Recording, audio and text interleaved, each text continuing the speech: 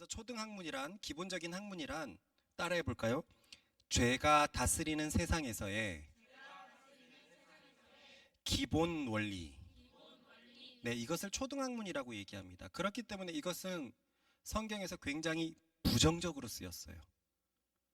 내가 무엇을 해서 의를 얻는다. 내가 열심히 살아서 복을 받는다. 이것이 초등학문인데요. 이게 성경에서는 부정적으로 쓰여 있습니다. 왜냐하면은 기독교는 인간이 무엇을 해서는 복을 받을 수 없다라고 전제하고 있기 때문이에요. 무엇 때문이죠? 죄입니다. 죄 때문에 성경은 말하기를 어떠한 선함도 인간에게 가져올 수 없다는 것입니다. 죄로 모든 사람은 악해졌고 모든 사람은 하나님 앞에 설 수 없다는 것이 그것이 성경의 가르침입니다. 에이, 어떤 사람들은 복 받던데요. 모든 사람이 복을 못 받는다고요? 이따가도 보겠지만 그 복이 무엇을 비교해서 복인데요? 돈이 많기 때문에 복입니까? 자식이 많기 때문에 복입니까? 성공을 했기 때문에 복입니까? 그런데 세상에서는 돈이 많은 것이 복이 아니라는 예도 무수히 많습니다. 당연히 자식이 많다고 복이 아니라는 예도 무수히 많고요. 상대적인 것일 뿐입니다. 성경은 그런 것을 복이라고 얘기하지 않아요. 성경에서 말하는 참다운 복은 천국을 의미합니다.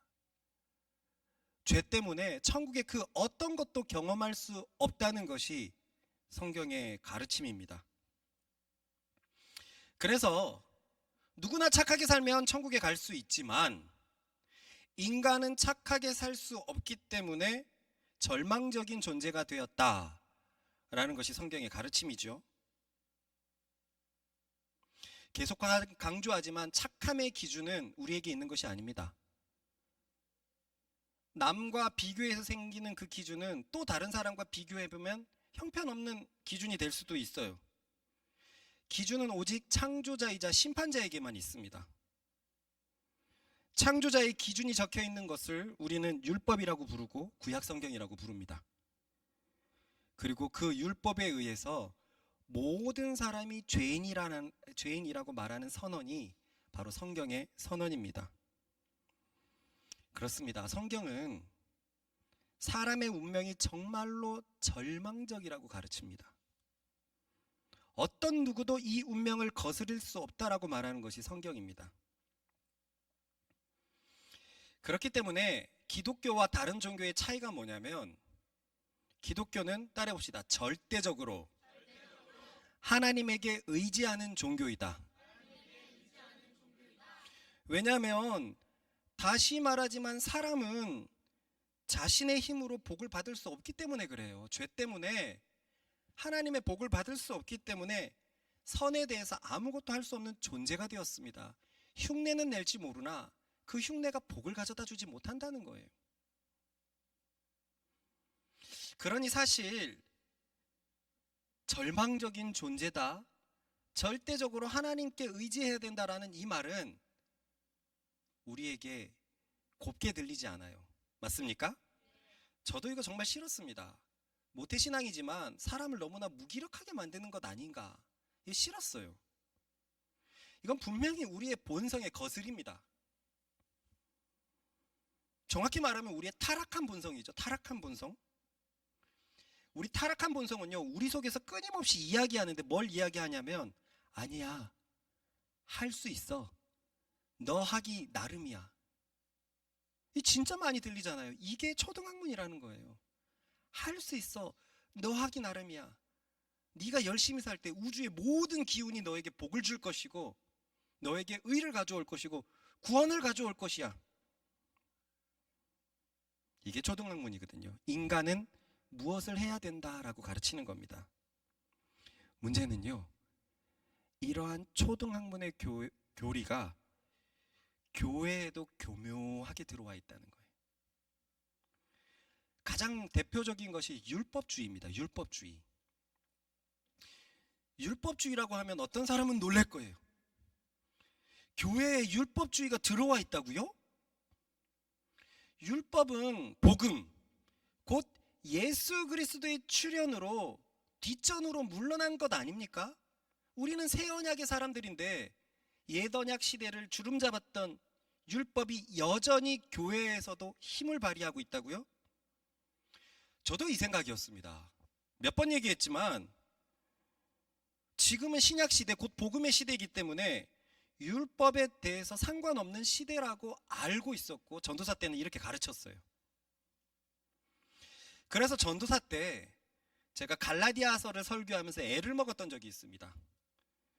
왜냐하면요, 갈라디아서는 6장으로 구성되어 있는데 전부 다 율법과 복음에 대해서 얘기를 하고 있거든요. 근데 제가 그것을 차근차근 설명을 하려고 하다 보니까 율법은 이제 끝났어, 이제는 복음의 시대야, 이게 첫 주에 설교를 했어요. 근데 둘째 주, 셋째 주, 넷째 주, 다섯째 주도 내내 그 내용이 나오는 거예요. 그러니까 더 어떻게 설교를 할지 몰랐었어요. 두 번, 세 번 더 설교하다가 네 번째는 갈라디아서를 끝냈습니다. 그래서 다른 성경을 전할까 했는데 세상에 신약 성경이 대부분 율법과 복음에 대해서 적혀 있어요. 그런데 여러분, 원래 다녔던 교회에서 한번 생각을 해보세요. 율법 얘기 많이 합니까? 많이 안 해요. 율법이 끝났다는 것만 들어요. 복음 얘기는 많이 듣지만 율법은 끝났다고 들어요. 그런데 신약 성경은 그 끝난 얘기를 주구장창하고 있어요. 그래서 저는 강해 설교하면 안 되겠다. 지금 완전히 새 시대가 됐으니까 그래, 이거는 옛날 페이지고 지금은 새 시대 해가지고 강해 설교를 안 하고 그 다음부터는 주제식 설교를 했던 것이 기억이 납니다. 이렇게 나처럼 많은 교인들이 지금은 복음의 시대이니까 율법의 시대와 상관이 없다라고 생각합니다. 과연 그럴까요? 과연 그럴까요? 과연 그래서 신약 성경에는 율법으로 도배되었을까요? 성령님은 이것을 모르고 신약 성경에 율법 얘기를 그렇게 가득 적어놨을까요? 그럼 한 번씩 따져봅시다. 율법이 말하는 것은 무엇일까요? 율법은 곧 하나님의 법, 하나님의 기준으로 율법을 행하면 하나님께 복을 받고 율법을 어기면 하나님께 저주를 받는다는 것이 가장 핵심 논제입니다. 그죠? 율법을 행하면 복을 받고 어기면 저주받는다. 그에 반해 복음은 무엇입니까? 그리스도께서 우리의 죄를 대속하셔서, 대신 속하셔서 우리 죄를 없게 해주셨다는 말이에요. 속하다라는 말은 우리의 죄를 대신 없게 해주셔서 우리가 그리스도를 믿을 때 죄에서 구원받는다는 것이 바로 복음입니다. 그러니 지금 말했던 율법과 복음의 가장 반대되는 자세가 뭘까요? 하고 말고 비슷합니다. 율법은 내가 해야 하는 것을 얘기하고 있어요. 해야 할 것, 하지 말 것에 대해서 얘기하고 있어요. 그러나 복음은 해야 할 것에 대해서 전혀 얘기하지 않습니다. 복음은 믿음에 대해서만 이야기하고 있습니다. 즉, 어떤 문제를 해결하기 위해서 율법은 이 문제를 해결하기 위해서 너는 요것을 해야 된다, 요것 안 하면 이 문제를 해결할 수 없어 라고 말하는 게 율법입니다. 근데 복음은 무엇이냐면 너 잘 알아야 돼. 너는 이 문제를 풀 수가 없는 사람이야. 그러니 너는 오직 그리스도를 의지해야 돼. 그가 이미 이것을 다 풀었거든. 그를 믿기만 하면 돼. 그렇기 때문에 율법은 해야 되는 것을 말하지만 복음은 아무것도 하지 않고 그리스도를 믿을 것에 대해서만 얘기를 하고 있습니다. 이게 가장 큰 자세의 차이예요. 그래서 이렇게 보면 복음은 굉장히 기쁘게 들리는 것이 사실입니다. 맞습니까? 해야 할 것이 없으니까 너무 손쉬워요. 그래서 이래도 되나? 이런 생각이 듭니다. 진짜 아무것도 안 해도 되나? 그래서 따라해봅시다. 그래서 복음을 하나님의 은혜라고 부른다. 은혜라는 것은 선물이라는 뜻과 똑같은 것인데요, 열심히 해서 받는 것은 선물이 아니죠. 뭡니까? 보상입니다. 보상. 내가 열심히 한 것에 대해서 예를 들어서 여기 열심히 여러분들이 3시간 청소했습니다. 그리고 나서 내가 짜자잔 선물을 사왔어 라고 얘기하는 것은 아니에요. 그 3시간에 대한 보상을 해주는 것일 뿐입니다.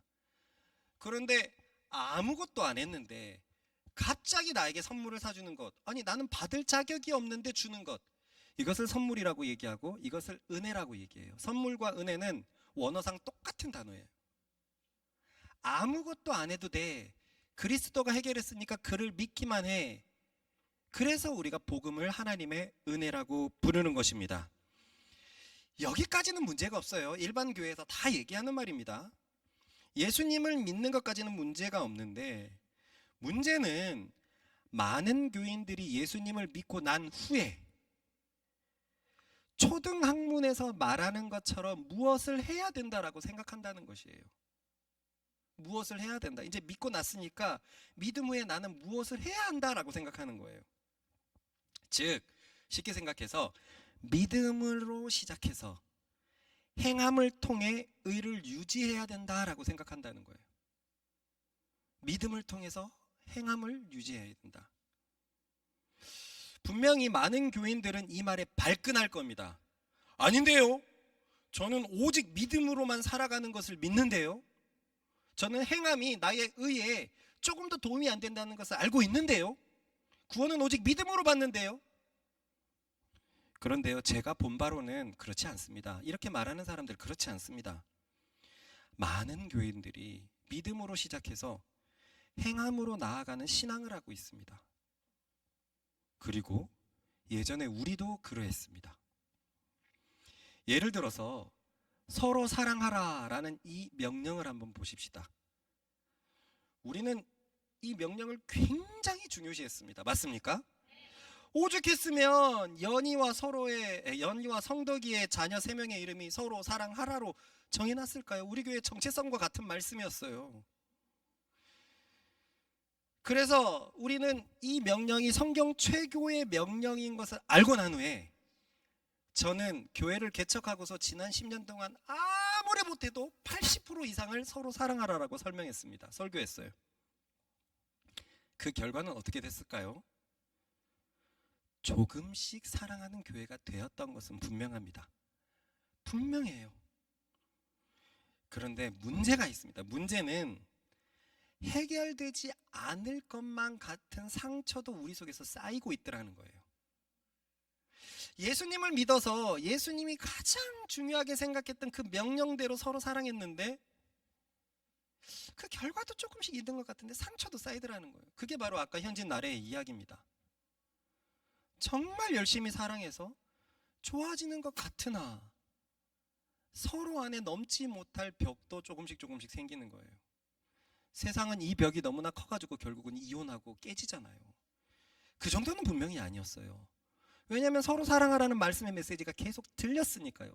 그런데 분명한 것은 서로 사랑하는 것이 무척 어려운 겁니다. 무척 어려운 거예요.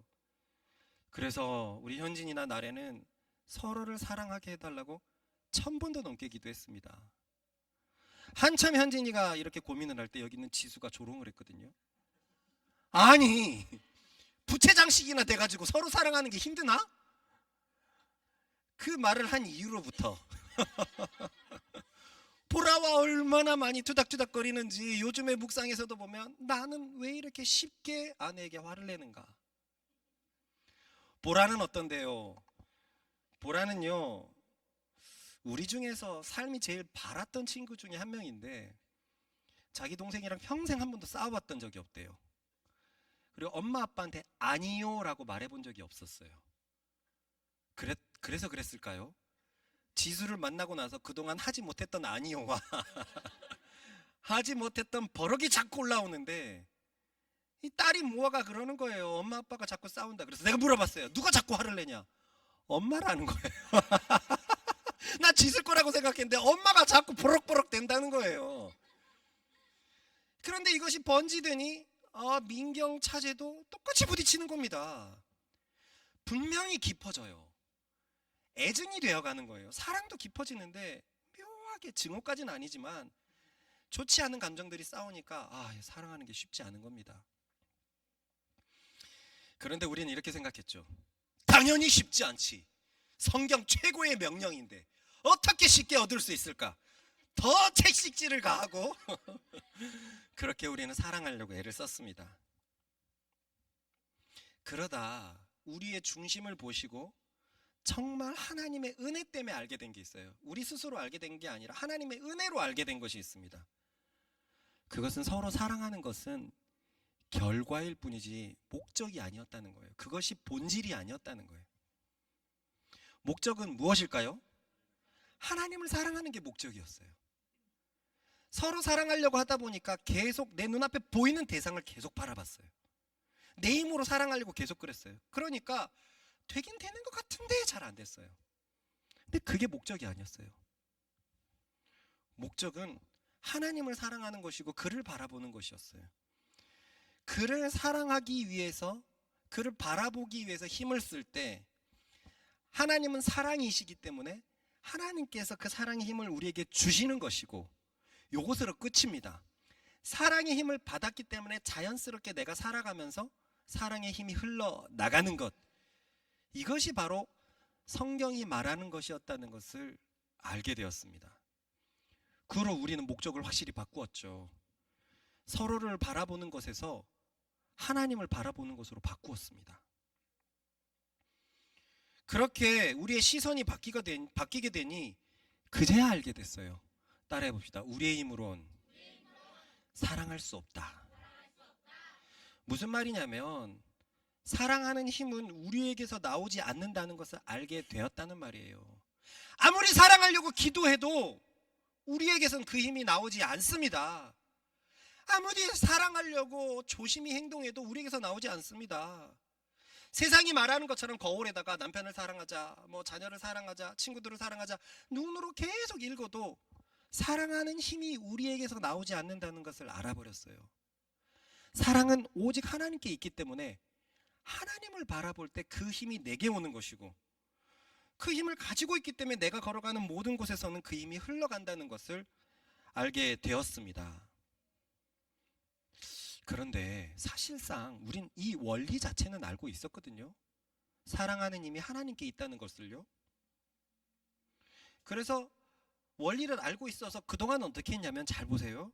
사랑하는 힘이 하나님께 있으니 우리는 그 힘을 가지고 사랑해야 된다라고 생각했어요. 여기서의 문제가 있었던 거예요. 굉장히 맞는 말 같죠? 사랑하는 그 힘을 가지고 살아가야 된다. 대부분의 교인들이 이렇게 생각합니다. 그리스도를 믿지만 행동하는 것은 자기 자신이라고 생각해요. 대부분의 그리스도인들이, 교인들이. 그래서 우리는 믿음을 가지고 행동해야 된다고 생각하고, 우리는 사랑을 가지고 행동해야 된다고 생각하고, 더 나아가서는 성령을 가지고 행동을 해야 된다고 생각해요. 내게 성령이 주어진다면 내가 성령으로 살아갈 수 있을 텐데, 성령을 부르짖는 사람들의 기도를 가만히 떠올려 보십시오. 본인에게 성령의 능력이 임하면 그 성령의 능력을 가지고 자신이 행동할 수 있다라고 생각하고 있어요. 맞는 말 같은데 교묘한 것이 숨어서 있어요. 그것은 내가 행동해야 된다는 거예요. 믿음을 가지고 내가 행동하고, 사랑을 가지고 내가 행동하고, 성령을 가지고 내가 행동해야 된다는, 이게 틀렸고 이것이 초등학문이었다는 거예요. 이 원리가 갈라디아 교회에 스며들고 있었고,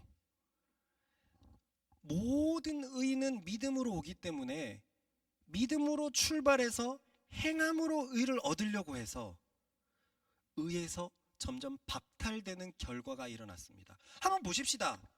틀린 말 아닌 것 같거든요. 그죠? 믿음을 가지고 살아가자. 사랑하는 힘이 하나님께 있으니까 사랑을 가지고 살아가자. 그러면 많은 교회의 삶 속에서 사랑이 흘러 넘쳐야 되는데, 아니에요. 그렇지 않습니다. 보는 결과는 솔직히 그렇지 않아요. 이것이 초등학문의 원리라는 것이고, 그래서 구원에서 이탈되고 있는 거예요. 이탈되고 있습니다. 구원의 복이 줄어들고 있다가 마침내는 이탈되는 겁니다.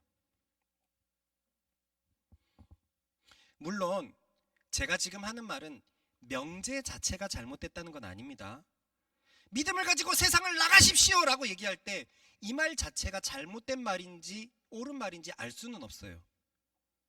전하는 자가 믿음을 가지고 여러분들이 세상을 가지고 행동해야 됩니다 라고 우리의 행동의 방점이 찍혀 있다면 이것은 틀린 말이고 초등학문입니다.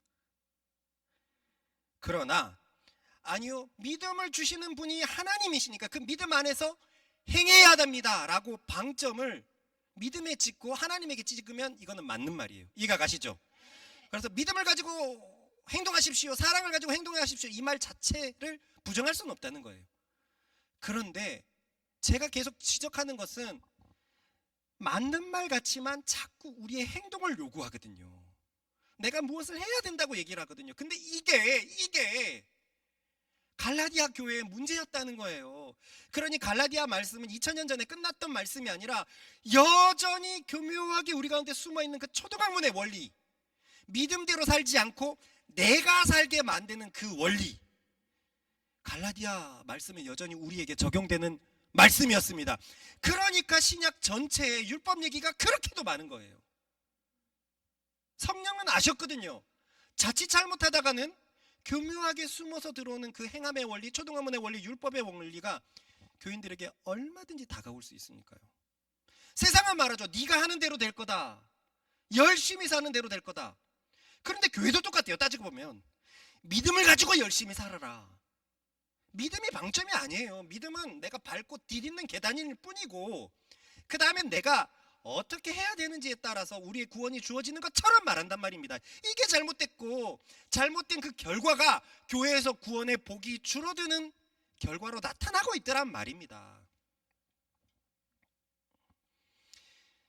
아까 말한 것처럼 갈라디아 교회에 이런 초등학문의 원리가 스며들었습니다. 유대교회에서 온 거짓 형제들이 거짓 복음을 전하기 시작한 거예요. 그들은 예수님을 믿고 죄사함을 받았으면, 예수님을 믿고 구원을 받았으면 이제 율법을 지켜서 의를 완성해야 된다라고 말했습니다. 에이 목사님, 율법을 지켜서 의를 완성해야 되는 것과 현대교회가 어떻게 똑같습니까? 라고 누구는 분명히 이런 생각을 할 겁니다. 우리는 그런 신학을 가지고 있지 않아요. 그런데요, 놀라운 것은요, 갈라디아서를 보면 율법을 초등학문의 범주에 넣었다는 거예요. 바울이 율법의 행위대로 살아가는 것, 그것을 초등학문의 범주로 넣었다는 거예요. 예전에는 저는 이 말씀을 이해할 수가 없었습니다. 왜냐하면 율법은 하나님에게서 온 것인데, 초등학문 아까 말했던 것처럼 죄가 다스리는 세상의 기본 원리이기 때문에 굉장히 부정적인 것이고 율법은 선한 것이거든요. 비록 우리가 죄를 지어서 그 율법이 부정적인 역할을 하지만 어떻게 사단이 가져온 초등학문과 율법을 비교할 수 있냐 이거예요. 그래서 율법을 지키면서 의를 얻는 게 초등학문의 원리 아래서 살아간다는 것을 이해할 수 없었습니다. 그런데 이제는 이해가 됩니다. 즉 따라해 봅시다. 율법의 행위로 의를 완성한다는 개념과 선한 행실을 통해서 의를 완성한다는 개념은 같은 것이다. 이것은 행위로 복을 얻는다는 초등학문의 결과입니다. 목사님 자꾸 선한 행위로 의를 완성한다고 하는데, 아니요, 이 말은 부정하겠죠. 그런데요, 교인들이 여기서 두 가지로 나뉘거든요. 대부분은 날라리 교인들이죠. 이 교인들은요, 아닙니다, 행함으로는 의를 가져올 수 없습니다, 믿음만 있으면 됩니다 라고 얘기해서 예수님을 믿는다라고 얘기해놓고 아무것도 안 하는 자들입니다. 이들이 제일 많습니다. 하는 것이라고는 교회에 오는 게 다일 뿐이에요. 제가 20살 때는, 20살 때는 썬데이 크리스천을 많이 욕했거든요. 어떻게 교인들이 교회 한 번 가는 곳으로, 주일날만 교회 가는 곳으로 신앙생활을 만족하려고 그러냐. 그런데 어느 순간 코로나를 지내니까 썬데이 크리스천은 높은 신앙인의 그리스도인이 됐어요. 코로나를 지내면서 비대면의 그리스도인들도 너무 많아졌고, 영상으로 보다 보니까 누워서 보게 되고 자다가 보게 되고, 한번 까먹게 되면 에이 밀린 거 재생해 갖고 보면 되지, 점점 그러다가 주일 예배도 빼먹는 게 많아지고, 그러면서도 나는 그리스도인이야 라고 생각하는 그리스도인들이 많다는 거예요. 그런데 이들의 삶은 아무것도 없습니다. 예수님을 믿는다고 하지만 아무런 선한 행위를 찾아볼 수가 없어요. 왜요? 에이, 행위하면 큰일 난다니까요. 믿는 것으로 구원받는 것이고 그걸로 끝나는데 제가 무엇을 해야 됩니까? 이런 사람들이 교회에 8, 90%가 있습니다. 아무런 선한 흔적을 찾을 수가 없어요. 그런데 제가 말하는 것은 이른바 성숙하다는 교인들입니다. 이 교인들을 보면은요, 예수님이 우리를 구원하셨으니 그 구원에 감동해서 사랑하면서 살아야지, 착하게 살아야지 하는 교인들입니다. 과거에 우리들은 이 두 번째 교인들에 속해 있었죠. 분명히 우리는 믿음만이라고 외치면서 아무것도 안 하는 것과는 분명히 선을 그었었습니다.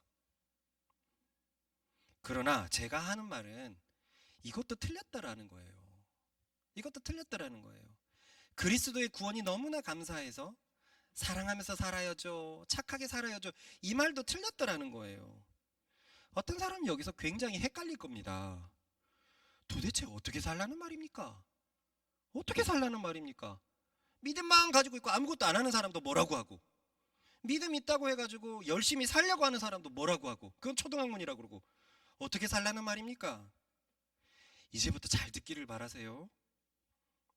이것이 복음이고 바울이 그렇게 강조했던 참 복음의 진리입니다. 성경에서 말하는 것은 이 두 삶이 아닙니다. 경건한 그리스도인은, 따라합시다. 경건한 그리스도인은 오직 믿음으로만 사는 삶이다. 다시 말하지만 이것은 믿음만이라고 외치면서 아무것도 안 하는 것과는 다른 겁니다. 그 사람들은요, 그 믿음이 가짜인 경우가 가망이 굉장히 높습니다.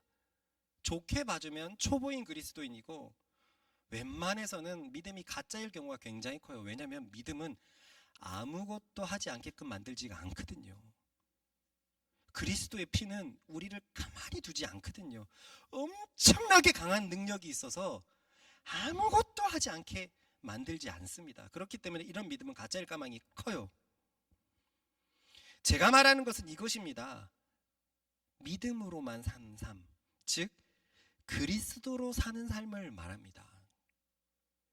아까 성숙하다고 말했던 그 교인들은 그리스도처럼 살려고 애쓰는 삶이에요. 그리스도를 닮아가기 위해서 애쓰는 삶입니다. 여기에서의 어디까지나 주체는 자신에게 있어요. 내가 예수 믿고 구원받았으니 그리스도처럼 살기 위해서 애써야지. 이런 것이 7번 용서하라고, 오, 김 과장, 내가 당신을 용서하겠어. 애써서 내가 용서하고 내가 사랑하는 거에 방점이 찍혀 있습니다. 그래서 이런 사람들은 늘 이런 식으로 기도합니다. 아, 오늘도 그리스도를 닮기 위해서 성령님 도와주세요. 나의 모든 행동에서 성령님 도와주셔서 내가 그리스도가 원하는 삶을 완성해 나갈 수 있도록 도와주세요. 여기서의 중요한 사실은요, 나의 신앙이 나의 의지에 달려 있다는 거예요. 의지. 믿음에 달려 있지 않습니다. 내 의지에 달려 있습니다. 왜냐하면 내가 그리스도처럼 살기 위해서 애를 써야 하기 때문이에요. 자, 그럼 한번 생각해 봅시다. 이른바 과거 교회에서 봤던 신앙이 좋은 분들, 믿음으로만 신앙하는 겁니까? 의지로 신앙하는 겁니까? 이런 삶의 큰 맹점은 무엇이냐면요, 의지가 약해지면 금세 세상처럼 살기 시작하는 거예요. 즉, 내가 하나님을 선택하느냐, 내 의지로, 아니면 세상을 선택하느냐, 이 사이에서 치열하게 애를 쓰면서 하나님을 선택하려고 사는 삶이에요. 맞아 보이지만 이건 틀렸습니다. 이건 성경이 말하는 경건한 그리스도인의 삶이 아니에요. 결과론적으로 말하면요, 한번 저를 보세요. 여기는 성령이고 여기는 세상입니다. 근데 가만히 보면 내가 계속 애를 써야 된다고 생각하거든요. 이걸 붙잡아야 되고 애를 써야 된다고 생각하거든요. 그죠? 자칫 이거 안 붙잡으면 일로 끌려가는 거예요. 여기에서 나는 지금 어디에 있습니까? 성령 안에 있습니까? 성령 밖에 있습니까? 성령 밖에 있죠. 성령 밖에서 성령을 붙잡으려고 되게 애를 쓰는 겁니다. 난 너무 조심해야 돼요. 잘못하면 이 육체와도 너무 친해지거든요. 그러나 성경은 그 어디에서도 그리스도인을 이렇게 묘사하지 않습니다. 예수를 믿는다는 건 이따가 얘기하겠지만 성령 안에 있다는 겁니다. 성령 안에 있는 사람은 성령을 붙잡으려고 노력하지 않습니다. 여러분 지금 교회 안에 있습니다. 맞습니까? 교회 안에 있기 위해서 애씁니까? 이게 뭐 이상한 말입니까? 이게 이론적으로 불가능한 말이에요. 그리스도를 믿는다는 것은 그리스도 안에 있고 성령 안에 거하고 있는데, 성령 안에 있는 사람이 성령 안에 있으려고 왜 노력합니까? 근데 그리스도를 믿는다면서도 이 사실을 몰라서, 이 사실을 못 믿어서 밖에 있는 사람처럼 행동합니다. 마치 이것과 똑같죠. 왕자와 거지에서 거지가 왕자의 신분이 되었는데 거지의 오랜 습관이 있으니까 이거 내일 나 거지로 돌아가면 어떡하지? 왕자인데도 몰래 밤에 가가지고 음식을 자꾸 훔쳐오는 거예요. 거지의 습관이 남아있어요. 이 사람은 왕자지만 지금 왕자의 뭐라 그럴까, 지위를 누리고 있습니까? 아니죠. 근데 왕자 맞습니까? 맞아요. 양자를 삼았어요. 이럴 수 있단 말입니다. 왕자가 되었는데도 왕자의 지위를 전혀 못 누릴 수가 있어요. 이른바 성숙한 그리스도인이 이렇게 살더라는 거예요. 예수를 믿는다는 것은 성령 안에 있는 건데 성령을 붙잡으려고 노력하니까 성령 안에 있는 그 지위를 못 누르면서 살아가는 성숙한 그리스도인들이 많더라는 거예요. 이걸 모르니까 하나님은 믿음 안에서만 역사하는데 이걸 모르니까, 실제는 여기에 있으면서도 모르니까 천국의 영향력에서 자꾸 벗어나 있는 것 같고 육체의 영향력에 쉽게 휩쓸리는 것 같고 그렇더란 말입니다. 과거 우리는 이런 거 굉장히 많이 경험하지 않았습니까? 어디서 경험했냐면요, 수련회예요. 수련회 때 눈물 콧물 흘리면서 회개를 하고 그리스도를 위해서 살겠다고 결심합니다. 믿음으로 결심한다고 얘기를 해요. 믿음으로 하나님만 바라보겠다고 얘기해요. 그러나 그 믿음 아닙니다. 의지죠. 의지예요. 그러니까 오래가지 못합니다. 오래가지 못해요. 의지가 약하니까요. 의지가 남보다 강한 사람은 좀 오래 갑니다. 조금 오래 가죠. 조금 오래 가면서 한 명씩 의지가 풀리는 사람들을 정죄하죠. 어휴, 저 새끼 나랑 같이 그렇게 믿음으로 결단해놓고 믿음 없는 놈이라 그래요. 아니요, 의지 없는 놈이에요. 그리고 자신의 힘으로 신앙을 유지하기 때문에 천국이 오는 것이 아니라 정죄가 따라옵니다. 어휴, 저것들. 그리고 나는 계속 조심히 살아요. 세상이 나를 언제 데려갈 줄 모르니까, 그리스도 안에 있는 권세를 모르니까 계속 조심히 그러면서 세상과 점점 분리가 됩니다. 나가서 예수님은 전하라고 그랬는데 저것과 자꾸 분리해요.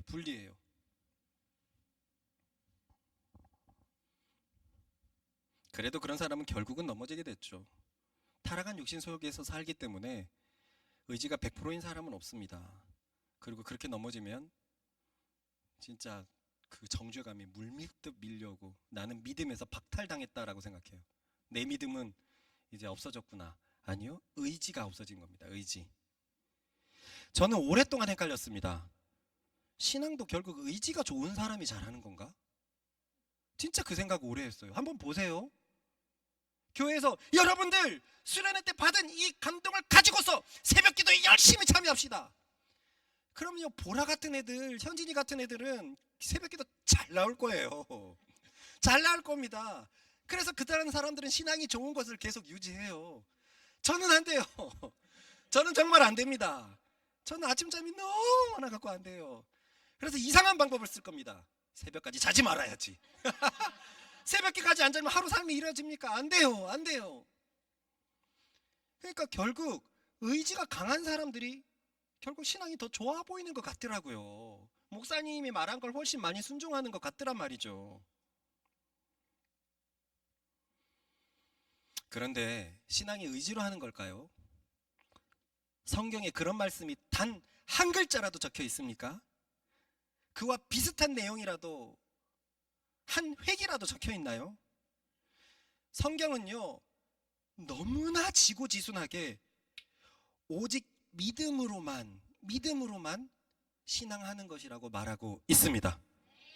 믿음으로 시작해서 믿음으로 계속 걸어가는 것이 신앙이라고 얘기를 하고 있어요. 그런데 우리네 삶 속에서 보는 신앙이 좋은 사람 가만히 보면 의지가 좋은 사람들이고, 저 사람은 뭘 해도 잘할 사람이야.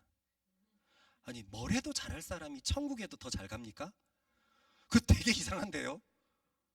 천국은 뭘 해도 못하는 사람이 잘 들어간다고 적혀 있는데, 가난한 사람들, 억눌린 사람들, 이런 사람들이 잘한다고 되어 있는데, 뭘 해도 성공할 사람들이 신앙도 성공합니까?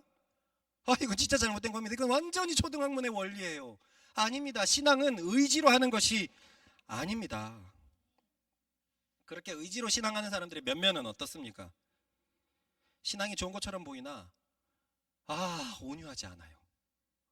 자신의 의지로 어떻게든 세상과 벽을 치고 있고 말씀을 붙잡고 있기 때문에 굉장히 딱딱합니다. 관대하지 않아요.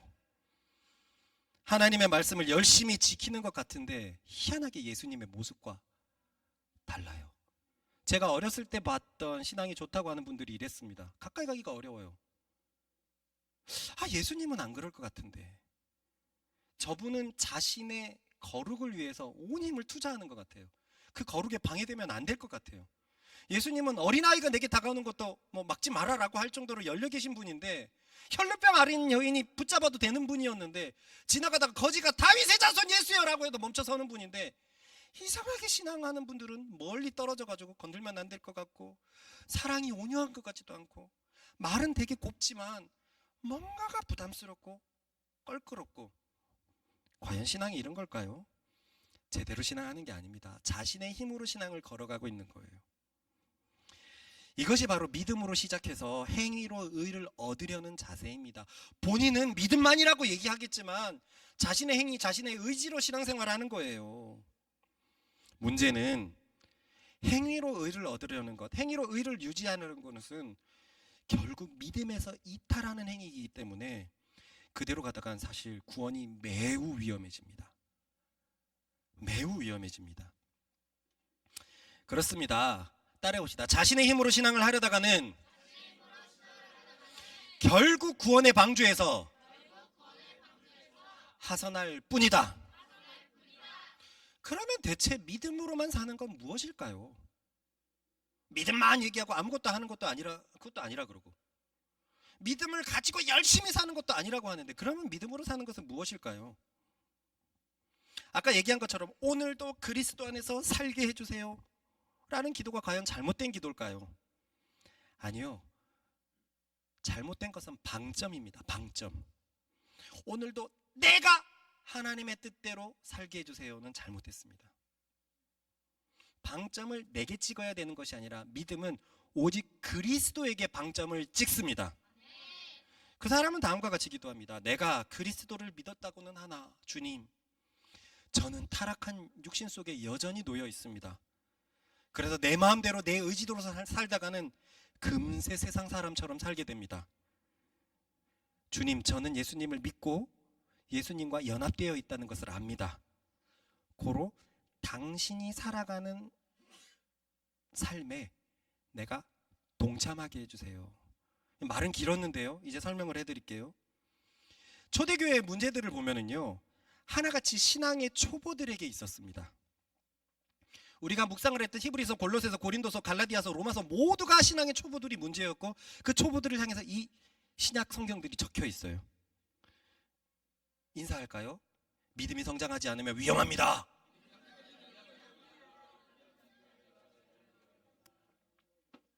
너무 놀라지는 마세요. 진짜 믿음을 가지고 있다면 믿음이 작아도 우리와 함께하는 성령님이 훨씬 강하십니다. 그분이 훨씬 강하시지 않으면 우리가 이까지 못 왔죠. 우리의 믿음이 진짜라면 그분이 훨씬 강하시기 때문에 그분이 그분의 뜻대로 인도하십니다. 하지만 초대교회는 사단의 유혹에 굉장히 노출되어 있다는 것을, 초보교회는 우리가 알아야 됩니다.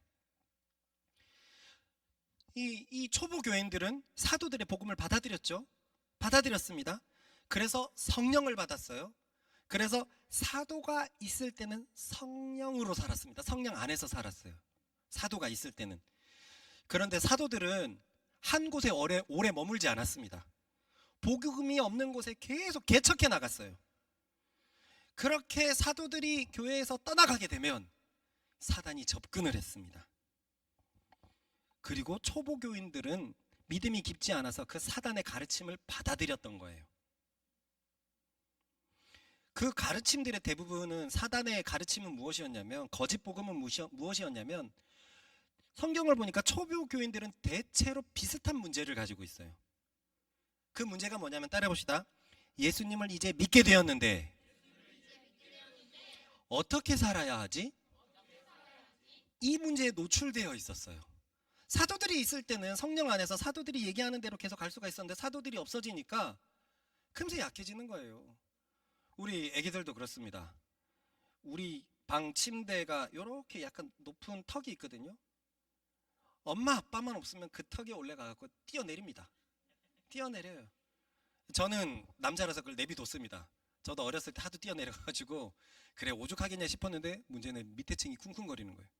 그래서 이제 저도 그렇게 못하게 하거든요.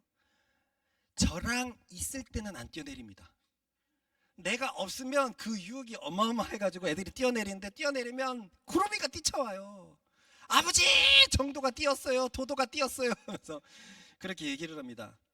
마찬가지로 사도들이 있을 때는 성령 안에서 살아가는 게 쉬웠습니다. 사도가 없으니까, 믿음이 깊지 않아서 사단의 유혹을 쉽게 받아들였는데,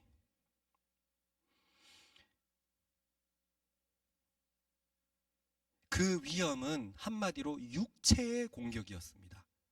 초보교인들이 계속 받는, 타락한 육신을 제어할 줄 몰라서 육신의 정욕에 그대로 노출되었던 거예요. 이걸 한번 예를 들어 볼게요. 게임 중독이었던 친구가 있다고 한번 해봅시다. 이가 우연찮게 교회에 와서 복음을 듣고 회심했습니다.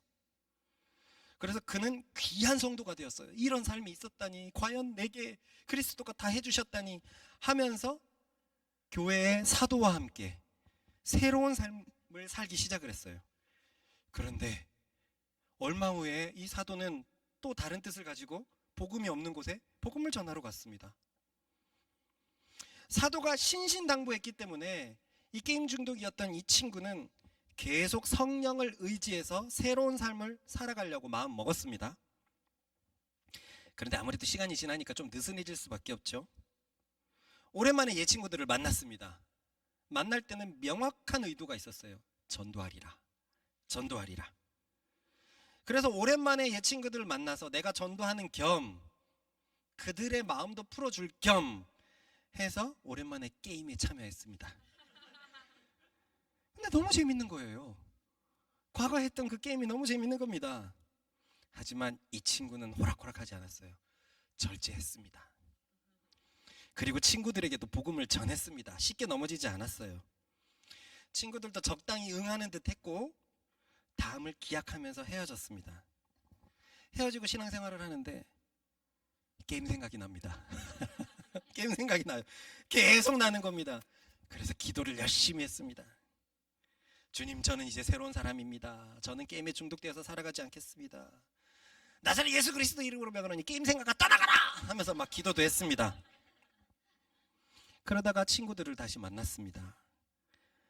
또 같이 게임을 즐기고 있는데 너무 게임에 빠지다 보니까 나도 모르게 옛날 버릇이 나오는 거예요. 친구들과 편 먹고 하고 있는데 아이 XX 그것도 제대로 못 먹냐?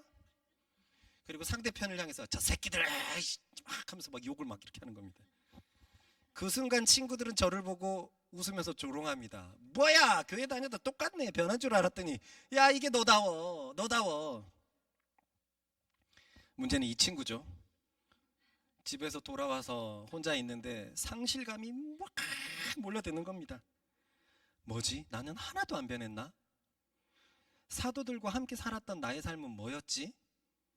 그것은 오로지 사도의 영향이었나? 나는 믿음이 없었던 사람인가? 하지만 이 친구는 신앙이 호락호락하지 않았어요. 의지의 사람이었거든요. 새롭게 산 인생이 너무 좋아서 더 이상 빠질 수가 없었어요.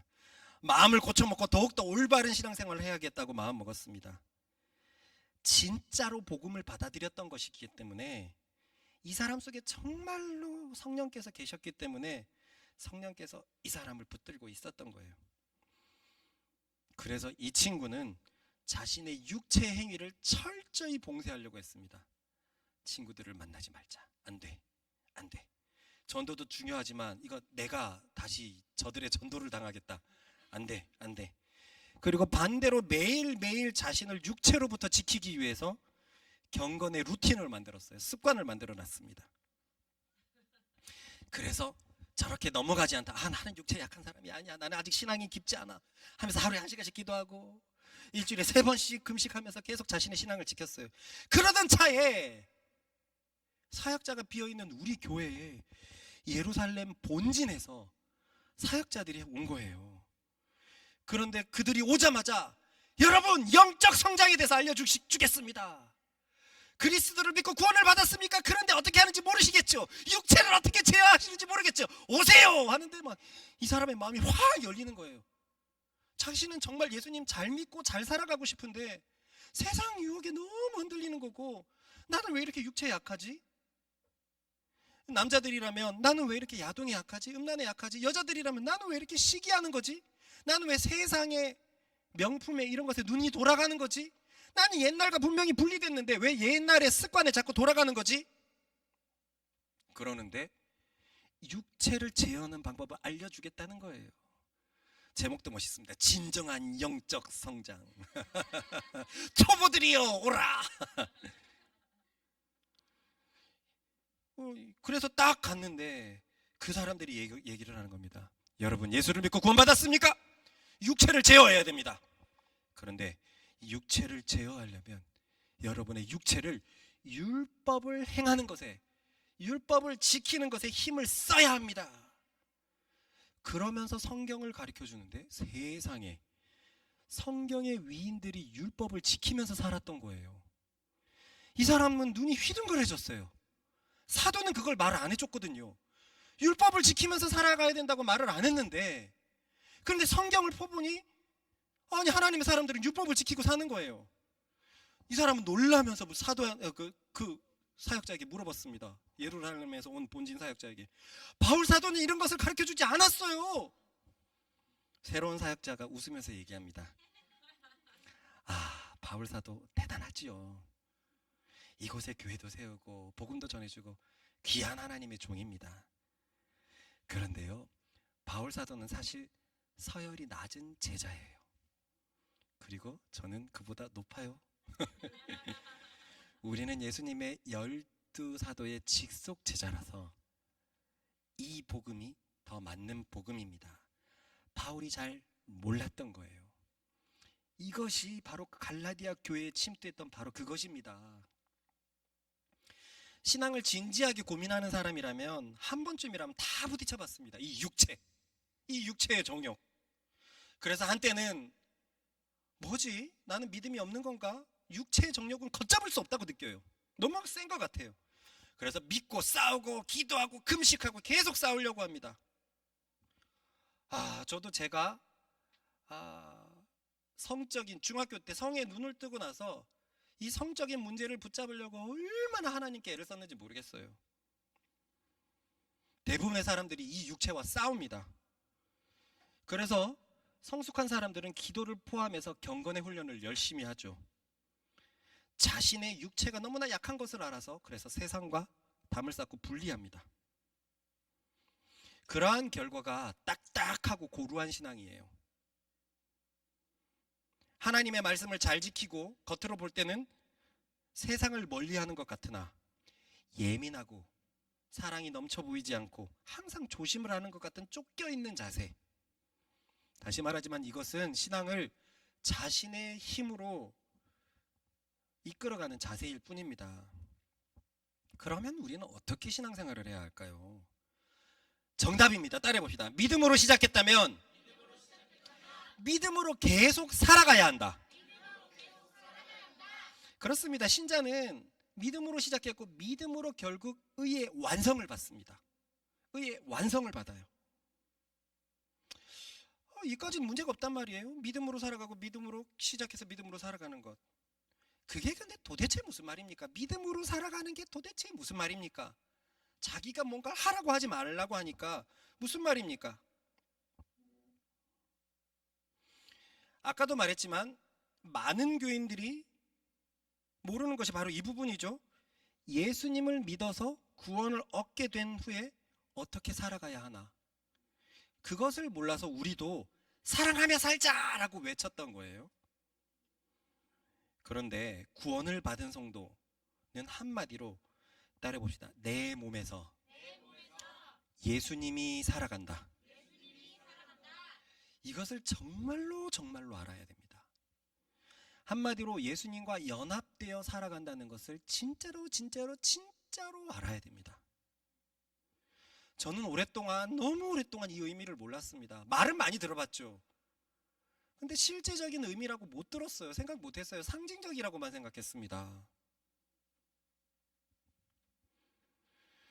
그러므로 우리는 예수님을 믿는 참 의미를 알아야 되는데요. 우리가 그리스도를 믿는 것은 죄에서 구원받기 위해서이죠. 그래서 우리가 예수를 믿으면 죄 문제에서 해결됩니다. 그런데 그걸로 끝이냔 말이에요. 아닙니다. 거기가 시작입니다.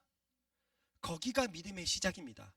십자가를 믿어서 내 죄가 사해진 것을 믿고 구원을 받으면 거기서부터 신앙인의 시작이에요. 근데 많은 사람들이 여기를 끝으로 생각한단 말이에요. 더러운 존재가 예수 그리스도의 피로 깨끗하게 되면 그 다음에 우리가 해야 될 일은 깨끗함을 유지하는 거예요. 언제든지 더러움으로 돌아갈 수 있기 때문에 결국 이 깨끗함을 계속 유지하는 상태가 신앙의 상태거든요. 그렇지 않습니까? 내가 예수 믿기 전에는 더러웠습니다. 예수 믿고 깨끗해졌어요. 그리고 깨끗함을 계속 유지할 때 우리는 마침내 이 상태를 주님께서 보시고 너는 의롭구나, 너는 무죄하구나 라고 해서 천국의 영원한 상급을 받는 것입니다. 그런데 아까 제가 말했던 신앙이 좋다고 했던 사람들은 깨끗함을 유지하기 위해서 자신의 힘으로 하나님의 말씀을 쫓았던 사람들이에요. 자신의 힘으로. 그런데 제가 말하는 것은 하나님의 말씀을 쫓기 위해서도 자신의 힘이 아니라 오직 믿음만 필요하다는 것을 지금 말하고 있는 것입니다. 가톨릭은 여전히 이걸 말하고 있거든요. 깨끗함을 유지하기 위해서 인간의 행동이 필요하다고 여전히 가톨릭은 얘기하고 있어요. 그래서 믿음 더하기 행동이 의라고 구원이라고 얘기를 하고 있습니다. 그런데 우리를 향한 하나님의 배려는 우리를 깨끗게 하는 것이 다가 아니었습니다. 그의 사랑은 십자가에서 죽어서 우리를 깨끗하게 하는 것이 끝이 아니었어요. 하나님은 예수님을 믿고 난 후도 우리를 의롭게 하기 위한 완벽한 계획을 가지고 계셨습니다. 그것이 바로 예수님과 연합되어 살아가는 삶이었어요. 한번 생각해 봅시다. 역시 일반교회 말씀을 한번 생각해 봅시다. 십자가가 강조됩니까? 강조됩니까? 굉장히 강조가 돼요. 그런데 그리스도와 연합이 강조가 됩니까? 잘 강조가 되지 않아요. 가끔 듣는 말이거든요. 근데 강조가 되지 않아요. 그런데 성경은 이것을 매우 강조합니다. 얼마나 매우 강조하냐면요, 예수님께서 죽기 직전에 하셨던 설교가 바로 이거예요. 내가 너 안에, 너가 내가 안에 있는 것을 믿어라. 이것을 몇 번씩이나 유언처럼 말씀하시는 것이 이거예요. 바울이 가장 강조하는 믿음이 바로 이 믿음입니다. 우리가 예수 그리스도를 믿어서 죄에서 깨끗하게 됐다면 그걸로 끝이 아니라 그리스도와 연합된 상태라는 것을 믿으라는 것을 강조합니다. 이것은 바로 이런 논리입니다. 사실 이게 새로운 논리는 아니에요. 십자가에서 내 죄를 사하신 것에 사실은 포함되어 있는 논리이긴 합니다. 이것을 설명해 드릴게요. 우린 예수님을 믿죠. 믿는다는 것은 그의 대속을 믿습니다. 대신해서 내 죄를 속해 주신다는 걸 믿는 거예요. 즉 우리의 죄값을 그가 대신 받았다는 것입니다. 그런데 이게 다가 아니에요. 성경은 우리가 따라해봅시다. 그리스도의 피로 속량되었다고 말한다. 최근에 몇 번 읽었는데요. 들어봅시다. 모든 사람이 죄를 범하였으며 하나님의 영광에 이르지 못하더니 그리스도 예수 안에 있는 속량으로 말미암아 하나님의 은혜로 값없이 의롭다 하심을 얻은 자 되었느니라. 무슨 말이냐면요, 원래 우리는 죄의 노예가 되어 있었어요. 아담이 선악과를 따먹은 후로부터 사람은 모두 다 죄의 운명을 가지고 있었습니다. 그런데 우리를 죄의 노예에서 빼오려면은 그만한 값을 지불해야 돼요. 이 죄 밑에 있는 우리의 값을 지불해야 돼요. 그것을 그리스도께서 자신의 피로 지불하셨다는 겁니다. 근데 지불하신 게 끝이 아니라는 거예요. 이것을 많은 사람들이 끝이라고 생각을 하는데, 지불하셔서 그럼 나는 어떻게 되었느냐? 죄에 대해서 해방이 되어 그리스도의 종이 되었습니다. 그리스도의 꽃이 되었습니다. 이것이 속량의 의미예요. 그리스도가 자신의 피로 죄의 노예가 되었던 나를 사온 것입니다. 그래서 계시록에는 이런 말씀이 있습니다. 따라해 봅시다. 그들이 새 노래를 불러 이르되 두루마리를 가지시고 그 인봉을 떼기에 합당하시도다. 일찍이 죽임을 당하사 각 족속과 방언과 백성과 나라 가운데에서 사람들을 피로 사서 하나님께 드리시고, 바로 이겁니다. 그리스도의 피로 사신 거예요. 살고, 그러니까 죄에 노예되었다는 것을 그리스도의 피로 살고, 자, 너 자유다, 이렇게 하는 사람들이 너무 많아요. 아니에요. 성경엔 그 어디도 그렇게 써 있지 않습니다.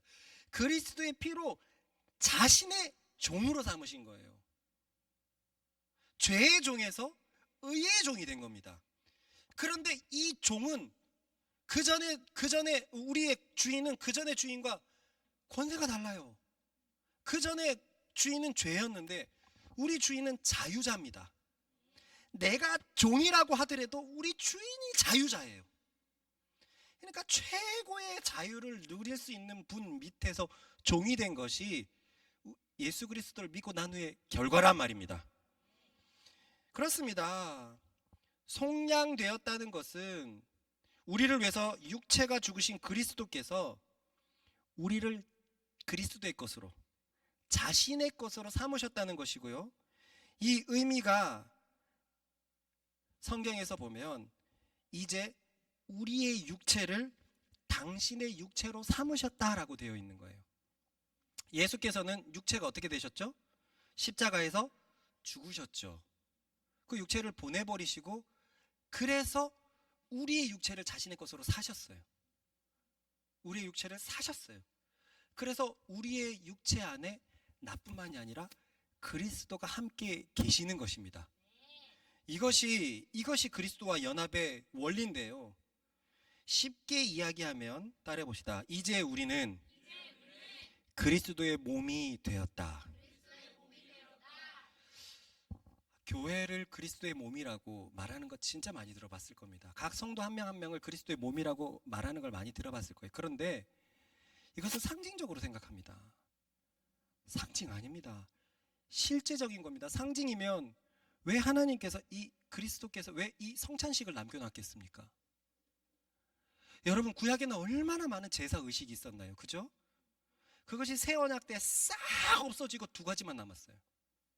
그게 세례와 성찬입니다. 근데 세례는 예수 믿을 때 처음 한번 하는 거기 때문에 실제로 그리스도인들이 살아가면서 새 언약 시대에서 하는 의식은 요거 하나밖에 안 남았어요. 예수께서는 죽기 전날 밤에 항상 이 성찬을 기념하라고 했습니다. 근데 그 성찬이 무엇입니까? 이 그리스도의 몸을 먹으면서, 그리스도가 너 때문에 죽었고 이제 너가 그 몸을 먹으면서 너는 이제 그리스도의 몸이 되었다, 그리스도 몸의 일부가 되었다는 것이 이 의미고, 이 피를 먹으면서 이제 네 속에서는 그리스도의 피가 흐른다가 의미고, 이것을 항상 기념하라고 했어요. 그래서 초대교회 때는 이 성찬식을 매 예배 때마다 시행했습니다. 왜냐하면 이것보다 중요한 원리가 없기 때문에 그래요. 그런데 많은 사람들이 이 성찬식을 참여할 때 그리스도께서 나를 위해 죽으셨다만 생각을 해요. 아니에요. 죽으셨다라만 생각을 한다면 이것을 보는 것으로 충분합니다. 먹으라고 얘기했잖아요. 나를 먹고 마셔야지만 의에 참여한다라고 성경은 얘기하고 있잖아요. 왜 먹으라고 얘기합니까? 먹어서 우리는 그리스도의 몸에 참여하게 되었고, 피를 마셔서 우리 몸에는 그리스도의 피가 흐른다는 것을 하기 위해서 매 예배 때 초대교회 사도들이 이것을 강조했단 말이에요. 그러므로 그리스도의 십자가를 보면서 그가 우리를 위해서 죽으셨다로 끝나는 것은 반쪽짜리 믿음입니다. 이 믿음은 반드시 우리는 이제 그리스도와 연합되었다는 것으로 이어져야 합니다. 이것을 몰라서, 내가 이제 그리스도의 것이 되었고 그리스도와 함께하는 자라는 걸 몰라서 자신의 힘으로 살아가게 됩니다.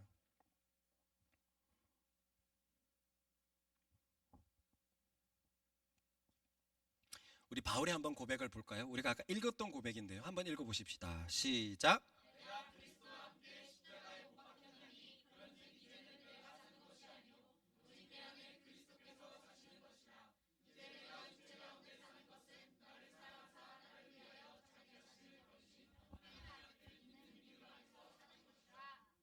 기독교 최고 신앙의 고백이거든요. 모든 교인들이 막 수십 차례 수백 차례 읽어봤을 말씀이에요. 근데 한번 눈으로 보십시오. 이 말씀을 얼마나 상징적으로 생각하고 있습니까? 바울에겐 상징이 아니었어요. 내가 그리스도와 함께 십자가에 못 박혔다. 그리스도만 못 박힌 것이 아니라 그 십자가에는 나의 죄도 못 박혔기 때문에 함께 못 박힌 것이고, 그것은 그래서 이제는 내가 사는 것이 아니다. 여기 진짜 믿음으로 사는 사람의 중요한 자세가 나왔어요. 아까는 믿음을 가지고 내가 살아간다 그랬죠. 내가 사랑해야 하고 내가 성령을 가지고 행해야 된다는데, 바울의 자세는 내가 사는 것이 아니다라고 얘기하고 있어요. 자신이 살아가지만 삶의 주체에서 자신을 빼버렸습니다. 그리고는 내 안에 그리스도께서 사시는 것이다 라고 얘기해요. 상징적인 의미가 아닙니다. 실제로 그리스도인들은 그리스도가 사시는 삶을 살아야 합니다. 이것을 상징적이라고 해석할 수 있는 그 어떤 여지도 없습니다. 그 어떤 여지도 없습니다. 그래서 뭐라고 얘기합니까? 내가 여전히 육체 가운데 사는 것은 나를 사랑하사 나를 위하여 자기 자신을 버리신 하나님의 아들을 믿는 믿음 안에서 살아가는 것이라. 이게 믿음으로 살아가는 거예요. 믿음으로 사는 것은 그리스도가 살아가는 삶입니다. 할렐루야.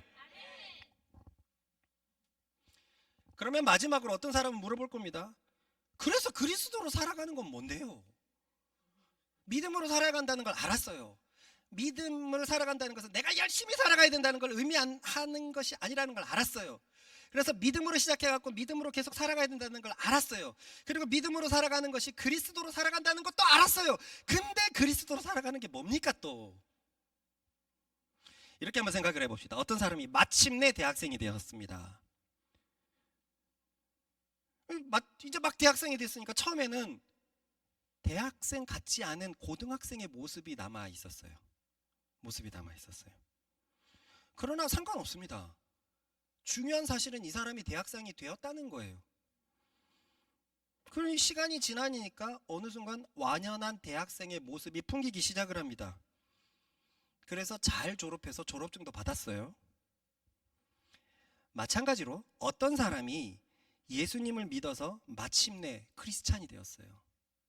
그리스도 안에 있는 사람이 되었습니다. 크리스찬이라는 뜻은 그리스도인이라는 뜻이 아니라 정확히는 그리스도 안에 있는 사람이라는 뜻이거든요. 그리스도 안에 있는 사람이 되었어요. 그 말은 예수의 몸된 사람이 되었다는 거예요. 하지만 처음에는 그 표가 잘 납니까? 안 나요. 고등학생이 대학생 되면 고등학생 느낌이 나듯이 초보 때는 그 모습이 잘 안 납니다. 여기에서 의심을 합니다. 왜 나는 그리스도인이 되었는데 세상의 모습이 자꾸 나타나지? 왜 내 육신은 완전히 경거망동을 하지? 하지만 이 사람은 믿음이 있었습니다. 육체가 그러나 말거나 자기가 그리스도인이라는 것에 대해서 흔들리지 않았어요. 예수께서 나를 위해서 죽으셨고 그 피로 사서 내가 예수님의 것이 되었다는 것, 그 믿음에서 흔들리지 않았습니다. 그냥 그 마음을 갖고 있었어요. 그랬더니 자연스레 그리스도인에 어울리는 사람이 되었습니다. 자, 이게 어떤 거냐면, 야, 너 대학생 맞아?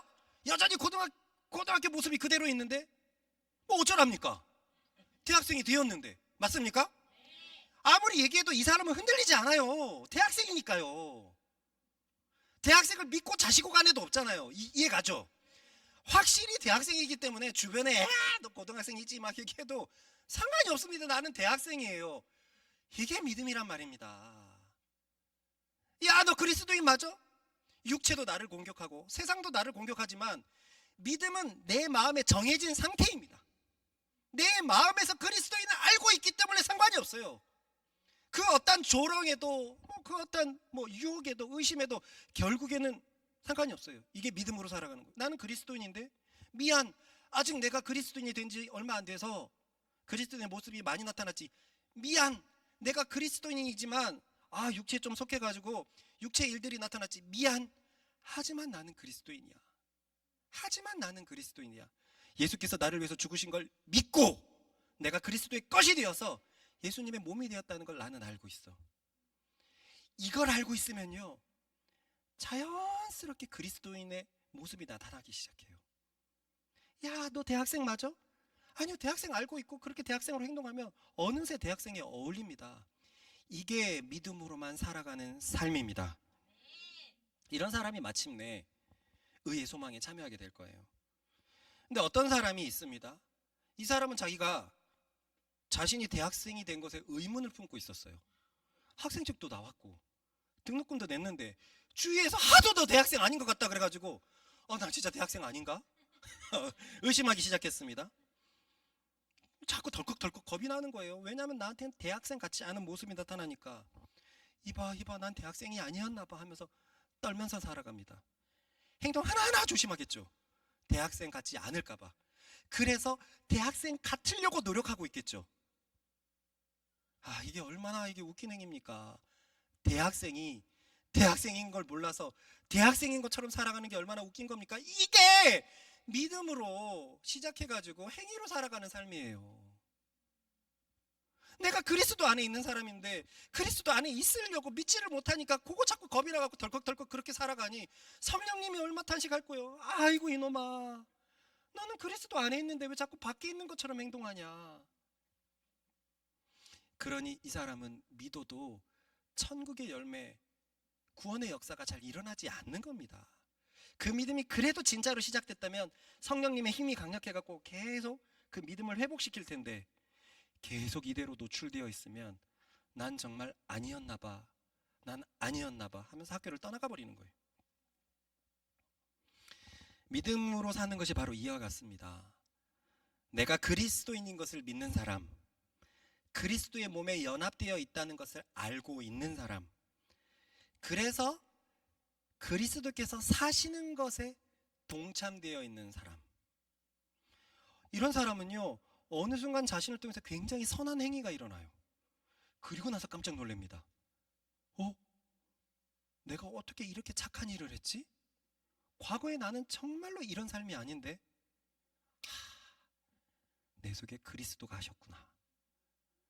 그리스도가 하셨고 나는 믿고 있는데 그리스도가 날 위해서 자신을 위해서 자신의 일을 하셨구나. 이렇게 되니까 이 놀라운 착한 일에도 이 사람이 자랑할 수가 없습니다. 죄송하지만 제가 한 게 아니에요. 제 속에 그리스도께서 하신 거예요. 정말 나에게서 비롯될 수 없는 거예요. 그런데 하나님은 그리스도 안에 연합되어 있어서 하는 일을 아니야, 너가 한 거야. 그리고 그리스도께서도 손을 잡아주시면서 아니야, 너가 한 거야 라고 말해 주시는 것이 진정한 경건의 삶인 줄 오늘 믿으시길 바랍니다. 성령께서 이것을 계속 알려주실 거예요. 너는 그리스도와 연합되어 있어. 너는 그리스도인이야. 놀라지 마. 아니야, 너는 그리스도인이야. 계속 말씀하실 거고 여태까지 그리스도에게 속해 있었던 증거들을 계속 보여주실 것이고, 그래서 그리스도께로 계속 하나님께로 인도하시는 역할들을 성령이 하실 것입니다. 다른 어떠한 논리도 필요가 없습니다.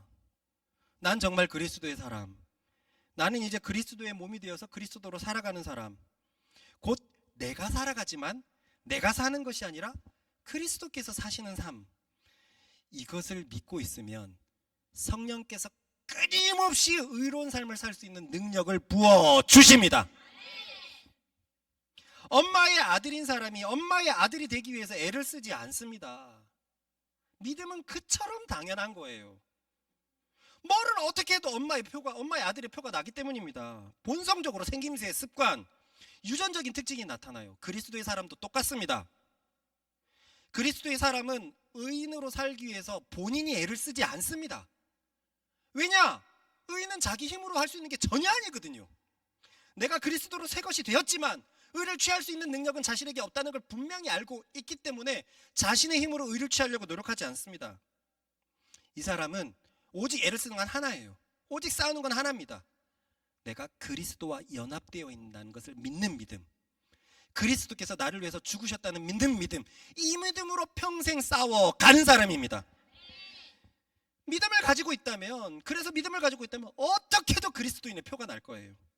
우리의 말투, 생각, 모든 것이 그리스도를 닮아갈 겁니다. 엄마의 아들이 엄마를 닮아가는 건 당연한 것처럼 그리스도인이 점점 그리스도를 닮아가는 건 당연한 겁니다.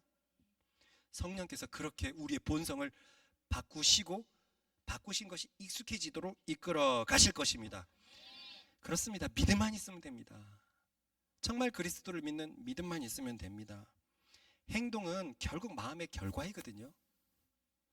고로 따라해 보시다. 믿음이 행동의 전부가 된다. 예를 들어서 요만한 방해물이 있다고 쳐봅시다. 자, 나는 여기 위에서 뛰어서 내리는데 두려운 거예요.